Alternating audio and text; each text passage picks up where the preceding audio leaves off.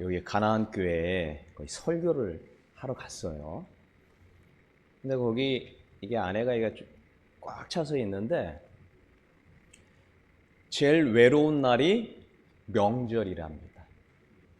그럼 뭐 어느 정도는 그러겠구나 생각했는데 거기 있는 분들이 이제 노숙자들이 다 노숙자들이잖아요. 그래서 참 그걸 이렇게 보면서 참 이제 명절날이 더 힘드시죠? 근데 얼굴이 확 이렇게 되는 거예요, 다.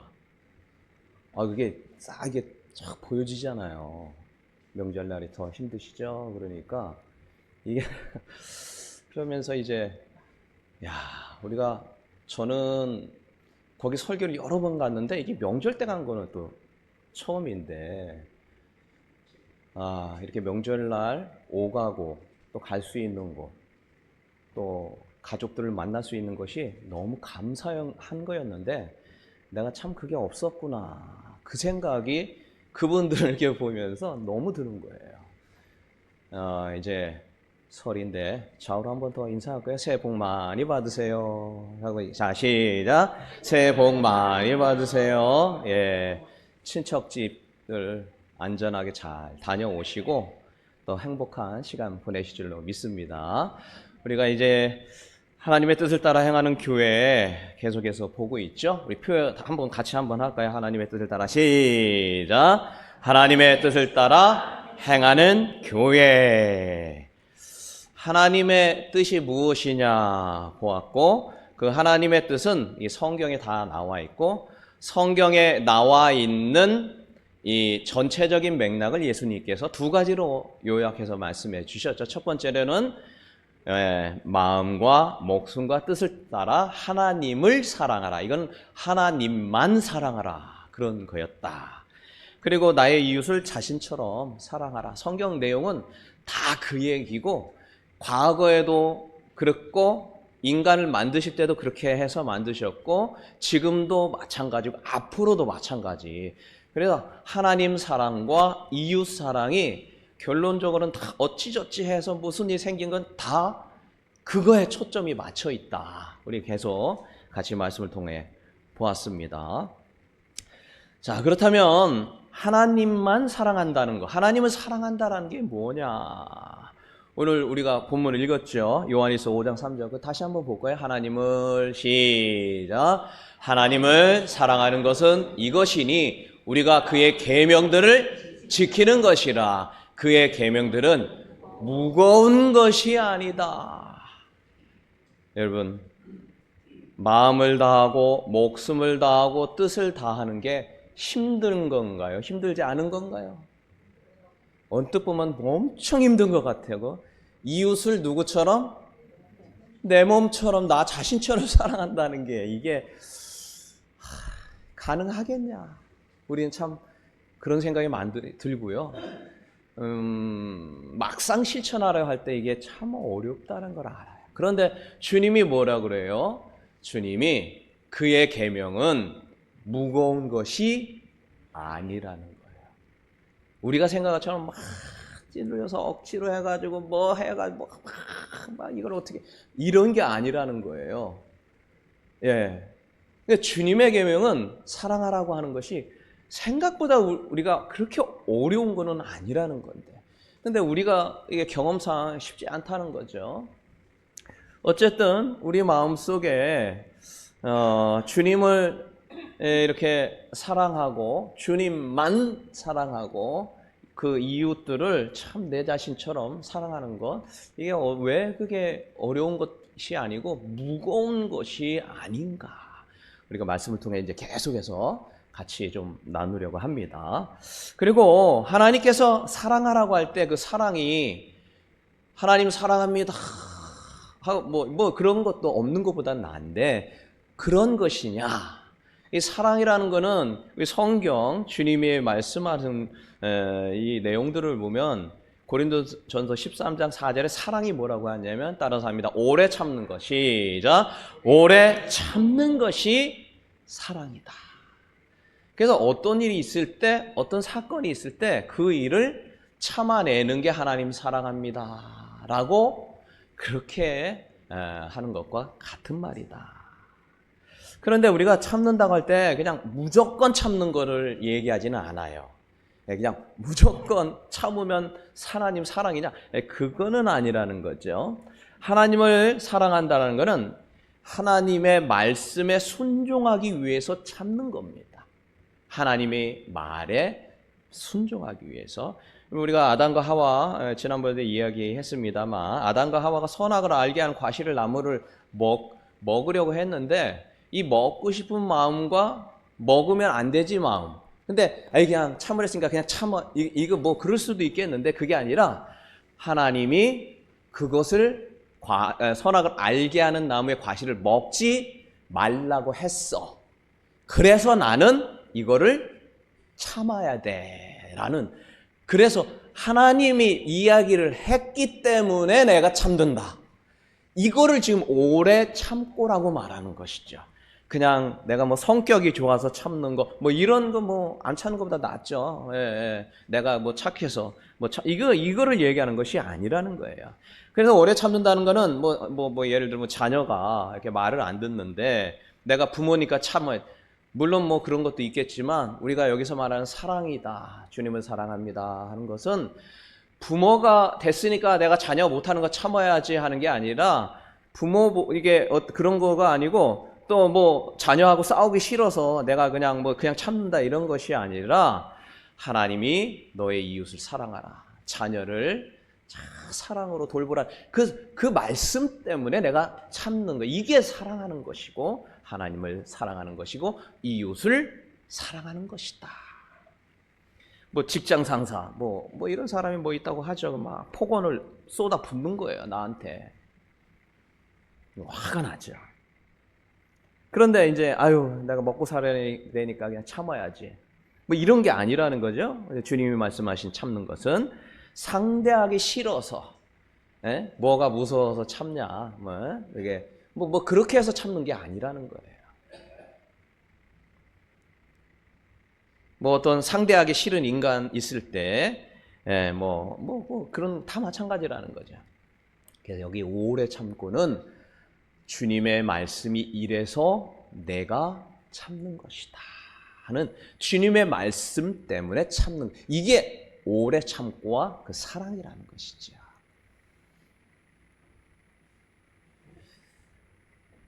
자, 오늘은 또 이제 사랑에 대한 또 다른 측면인데, 하나님을 사랑한다는 거, 하나님만을 섬긴다라는 것인데, 우리가 이제 명절을 맞이했잖아요.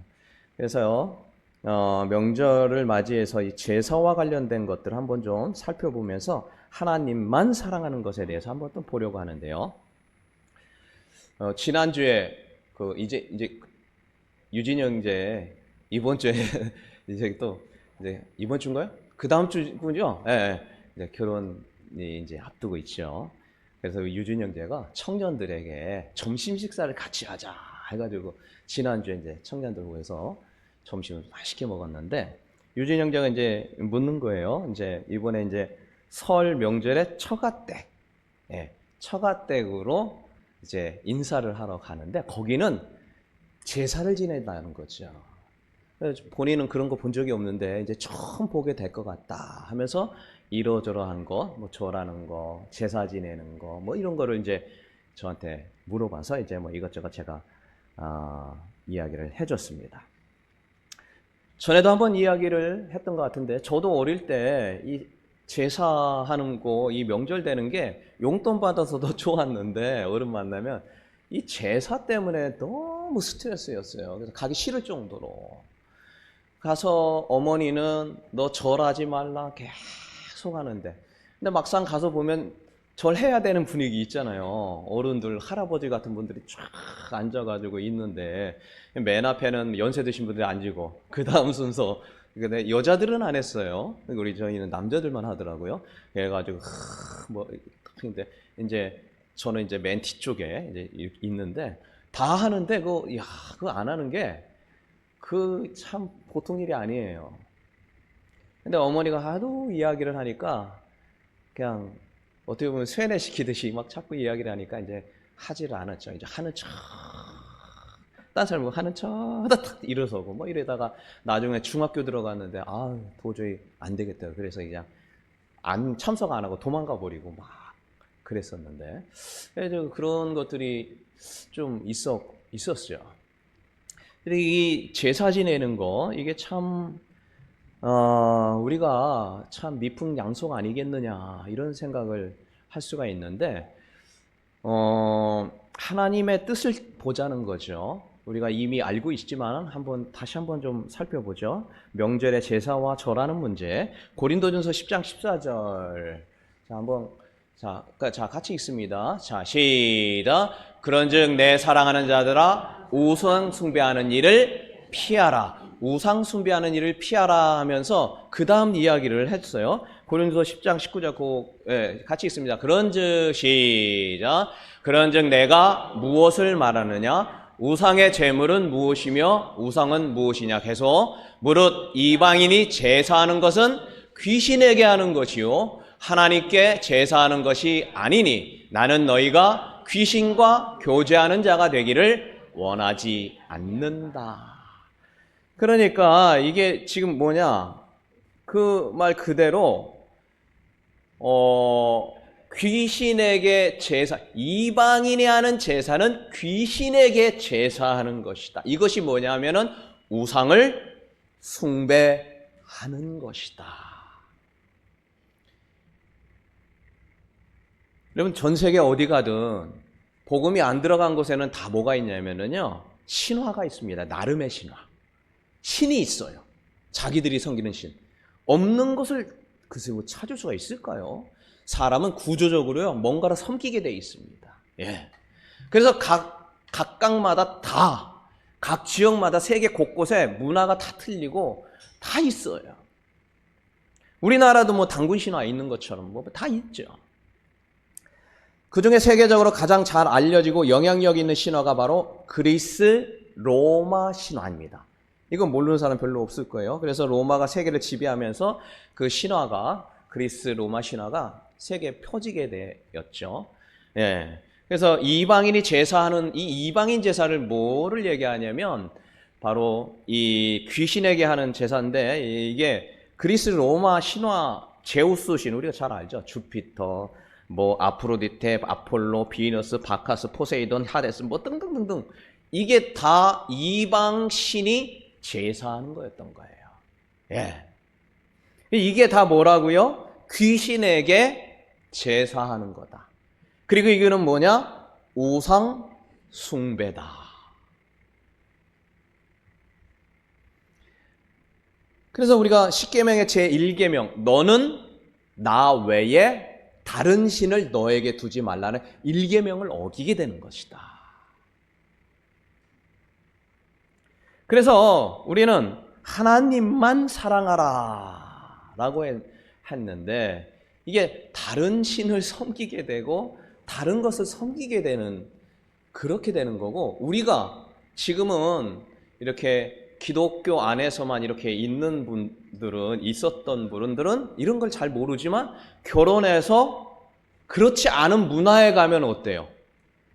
이게 당연한 거였어요. 그래서 여러분 아시겠지만 사도 바울이 전도하러 간 곳은 다 로마, 그리스 문화권이었어요. 전체가 다. 그러니까 제일 먼저 부닥치는 게 뭐예요? 이 제사 문제. 예. 이게 전도하러 가면 제일 먼저 부딪혀요. 여러분 뭐 이미 다 경험해서도 알겠지만 여러분 믿지 않는 분하고 결혼해가지고 가면 제일 먼저 뭐가 한 거예요? 예, 바로 이 문제예요. 이거는 우리나라뿐만 아니라 전 세계가 마찬가지고 지금까지 그래 왔어요. 전도하러 가면 어디든지 다 이거부터 걸려요.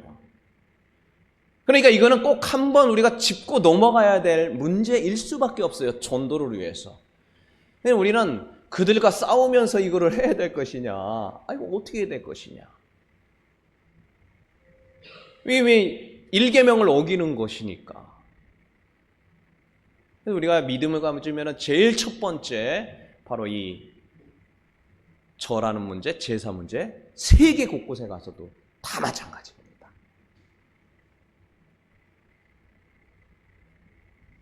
저는 이렇게 제사 지내고 차례 지낸다고 하는데 갔잖아요. 저희 아내는 결혼하고 처음 간 거래요. 저희 큰 집에 제사 지내는 거 처음 봤대요.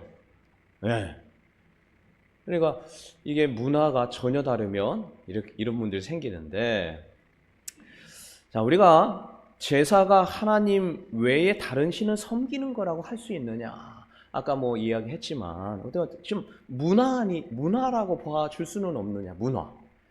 미풍양속 있잖아요. 그들이 갖고 있는 고유한 문화. 뭐 불교 문화 있으면 불교라고 뭐 인정해주고, 뭐 유교 이렇게 해줄 수 있는 건 아니냐라고 생각할 수가 있겠죠. 어쨌든 우리 한국에는 제사 문화가 있습니다. 유교에서 비롯됐죠. 우리 유교라는 거 뭐 잘 아시겠지만 중국의 그 춘추 전국 시대에 공자에 의해서 생겨난 겁니다. 그리고 뭐 기본 상식적으로 잘 아시죠? 원래 불교 문화였잖아요. 우리가 계속 고려 시대까지. 그러다가 정치적인 이유로 숭유억불, 불교를 억제하고 유교를 숭상하는 숭유억불 이성계가 이제 그거를 채택을 해서 전체적으로 유교 문화를 들어오게 된 거였죠. 문제는 이 정책적으로 유교가 들어오게 되는데, 원래 유교라는 것은 윤리 도덕이에요. 그래서 아마 글쎄 제가 알기로는 유교를 잘 보시면요, 윤리 도덕을 얘기합니다.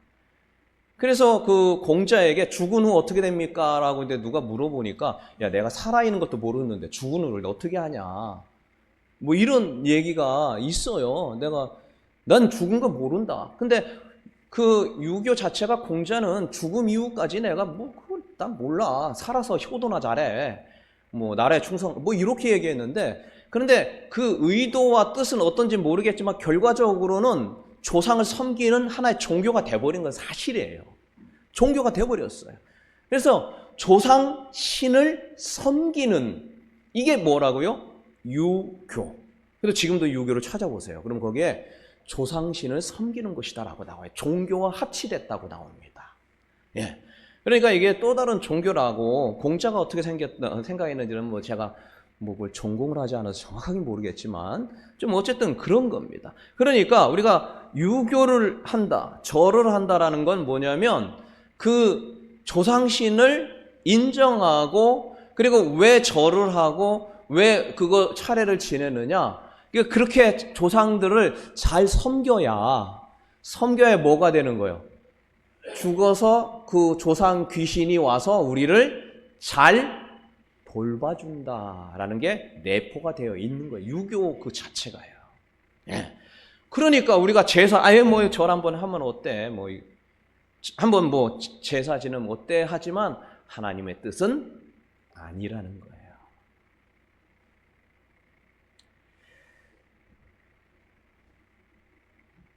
조상신 섬기는 게 뭐 잘못됐느냐 하는데 1계명 어긴다고 할 거예요. 민수기 25장에 보면은, 자, 한번 같이 볼까요? 이스라엘이 시팀에 머물러 있더니 그 백성이 모압 여자들과 음행하기 시작하니라. 계속 그 여자들이 자기 신들에게 제사할 때에 이스라엘 백성을 청하며 백성이 먹고 그들의 신에게 절함으로 계속 이스라엘이 바알브르에게 가담한지라. 여호와께서 이스라엘에게 진노하셨다. 지금 보니까 제사 뭐 그런 얘기 나오잖아요. 여인들이 이게 뭐냐면 바알브르에게 가담했다는 거예요. 근데 이 바알브르이 뭐냐면은 조상신 섬기던 거예요. 조상신. 예. 그래서 민수기 25장 9절에 보니까 이거로 죽은 사람이, 연병으로 죽은 사람이 24,000명. 그러니까 하나님이 정말 싫어하는 거예요. 뭐를? 조상신 섬기는 것.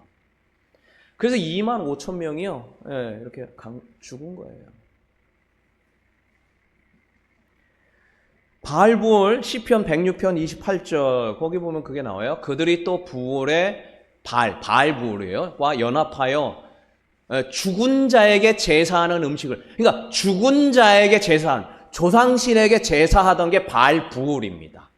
그게 구약, 우리만 있는 게 아니었어요. 구약 시대 때 몇천 년 전부터 있었던 거예요. 예. 그러니까 이게 민수기는 3,500년 전이잖아요. 지금으로부터. 그러니까 그때도 있었어요. 조상신 섬기던 게요. 유교 때 생긴 게 아니에요. 예. 그래서 유교가 들어가, 이것보다 유교는 공자가 뭐 한 4,500년 전 사람이잖아요. 그 훨씬 이전부터 있었던 거예요. 그래서 29절에 보니까 그 행위로 주를 경록케 함으로써 재앙이 그들 중에 크게 유행했다. 하나님이 제일 싫어하는 것이 바로 하나님 외에 다른 신 섬기고 죽은 조상신에게 제사하는 것을 싫어하시는 것이죠. 그래서 하나님의 뜻은 제사를 하지 않는 것이지 하나님의 뜻이다. 자, 그러면 이제 절에 대한 것도 한번 볼까요? 절, 세배하는 거는 우리가 이제 세배하는데 왜 또 차례 지내고 세배하는 거는 안 되냐는 이런 것들을 또 생각할 수가 있죠. 그리고 이렇게 묵념하는 거는 어떠냐? 그 서서 뭐 이런 것들 이야기할 수 있죠. 자, 세배는 살아있는 분에 대한 인사의 개념입니다. 그렇죠? 그래서 우리가 큰 어르신들 만나면 이렇게 절을 하잖아요. 이렇게 우리나라에 이게 좀 미풍양속처럼 이렇게 절을 하는데, 근데 죽으면은 이게 또 문제가 된다는 것이죠. 왜냐하면 죽으면 우리가 바로 지금 죽으면 어떻게 될까요? 네, 우리가 지난주에 같이 봤죠. 바로 죽으면 천국 아니면 지옥으로 갑니다. 여러분 천국 아니면 지옥으로 가요. 무엇이? 몸은 이 땅에 썩어져 없어지고 영혼만 천국에 가 있어요. 그거 어떻게 아세요? 예수님이 그 아브라함의 그 얘기하셨던 말씀 중에 부자와 나사로가 죽었어요. 근데 나사로는 아브라함 품 천국 가 있고 부자는 지옥에 가 있더라. 죽고 나니까. 예. 그리고 보니까 우리가 죽으면 바로 그렇게 되는구나. 이걸 알 수가 있잖아요. 예. 그런데 이제 죽고 나서 이 제사를 지낸다는 거, 죽고 나서 그 영혼이 다시 돌아온다는 거예요. 귀신이 되고. 그리고 지금 현 세상에 영향을 미친다라는 것이죠. 근데 이게 전혀 말씀과는 맞지도 않는 것이죠. 복과 저주와 축복과 이런 거는 하나님이 주시는데 조상이 준다고 하는 거, 그게 맞다라고 하는 것이 이게 맞지 않다. 성경과는 맞지 않다라는 것이고, 그러면 그 절하는 것은 또 왜 그러냐? 출애굽기 20장 4절에 보니까요. 자, 우리 같이 한번 읽어봅니다. 너를 위하여, 시작. 너를 위하여 새긴 우상을 만들지 말고 또 위로 하늘에 있는 것이나 아래로 땅에 있는 것이나 땅 아래 물속에 있는 것에 어떤 형상도 만들지 말며 계속 그것들에게 절하지 말며 그것들을 섬기지 말. 그러니까 뭐 그냥 마음은 아니지만 절을 할 수 있는 거 아닙니까? 하지만 하나님은 그 행위 자체도 원치 않아요. 이 절하다라는 말을 원어를 이렇게 살펴보니까 엎드리다, 몸을 굽히다.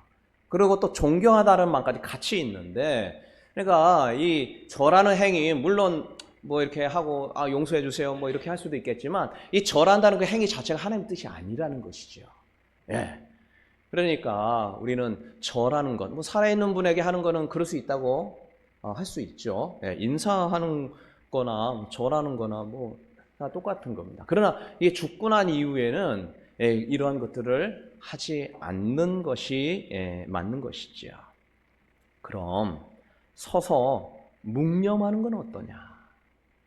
우리가 묵념 많이 하잖아요. 묵념, 그죠? 이렇게 좀 뭐 영혼의 모르는 묵념, 그러면 묵념하고 뭐 이런 거 많이 한단 말입니다. 또 어떤 위인들, 돌아가신 분들에서 또 기리기 위해서 묵념하는 건 어떤 것이냐? 우리 그 일제 시대 때 신사 참배한 거 아시죠? 그래서 그때 이거는 신사 참배 안 된다, 끝까지 이렇게 하다가 이렇게 고문당하셔가지고 돌아가신 분이 주기철 목사님이시잖아요. 이것도 우상 숭배다. 그런데 우리가 그때로 가면은요, 묵념이었어요. 절 아니에요.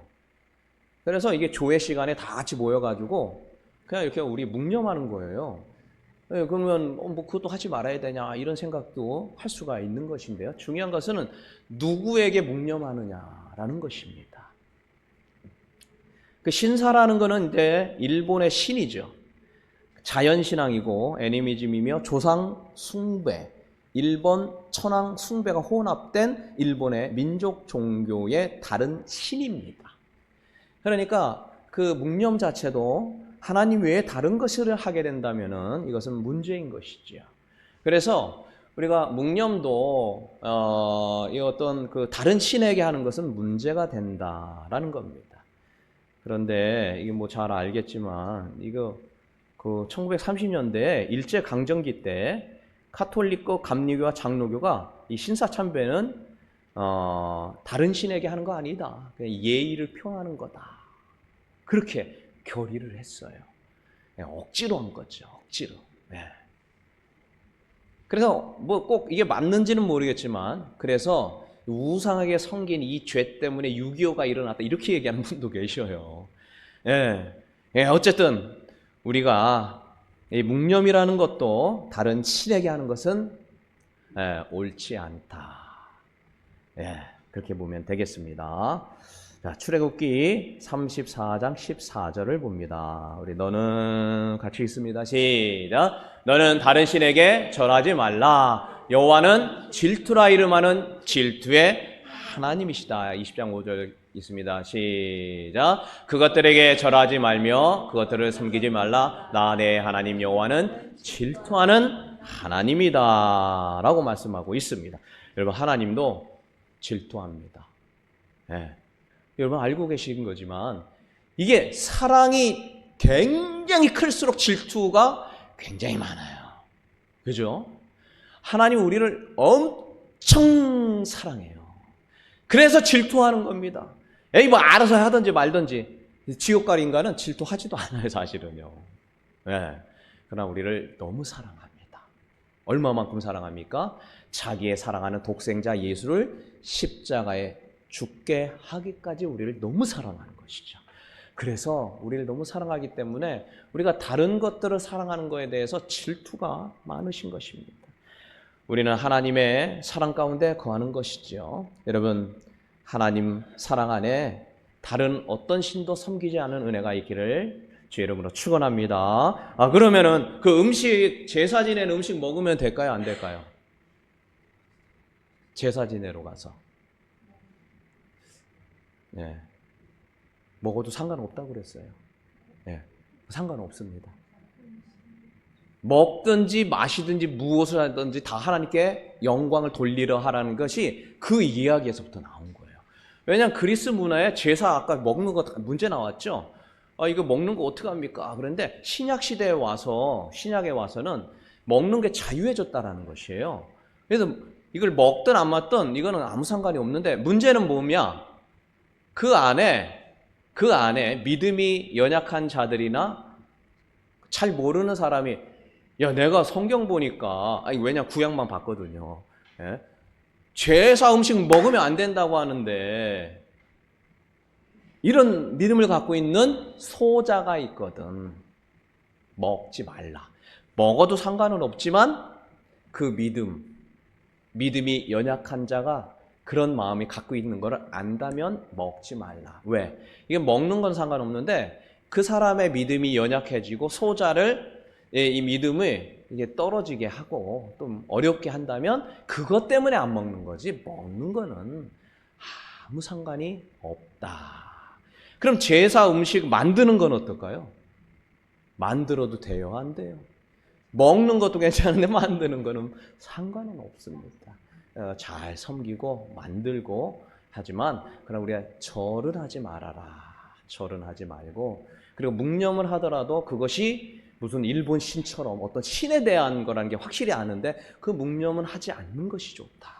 그러나 어떤 경의의 표시 또 애국에 대한 마음에 이런 건 어떤 뭐 신의 개념이 아니잖아요. 그렇죠? 그런 것들은 크게 관여하지 않는다. 그래서 이런 모든 것들을 잘 판단을 하셔서 나의 믿음의 삶을 하나님의 뜻을 이루기 위해서는 하나님 무엇을 원하시는지 알아서 그 판단을 잘 해야 한다는 것이죠.